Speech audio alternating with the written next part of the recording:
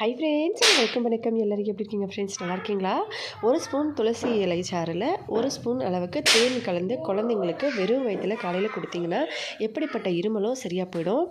ஜாதிக்காயை நல்லா உரசிட்டு இதை எந்த இடத்துல தலைவலி ஒத்த தலைவலியாக இருந்தால் எந்த பக்கம் வலிக்குதோ அந்த இடத்துலையும், 2 பக்கம் தலைவலி இருந்தால் எல்லா பக்கமும் லைட்டாக கையில் எடுத்து மசாஜ் மாதிரி நம்ம தைலம் மாதிரி இதை யூஸ் பண்ணலாங்க. தலைவலி உடனே சரியாக போயிடும்.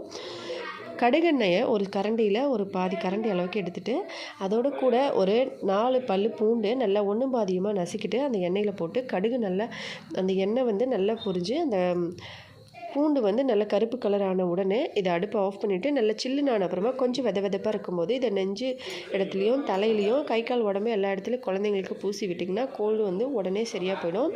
நல்லா கதப்பாக இருக்கும், நல்லா தூங்குவாங்க. ட்ரை பண்ணி பார்த்துட்டு மறக்காமல் கமெண்ட்ஸில் எப்படி இருந்ததுன்னு சொல்லுங்கள். வீடியோ பிடிச்சிருந்தால் லைக் பண்ணி ஷேர் பண்ணுங்கள். நன்றி, வணக்கம்.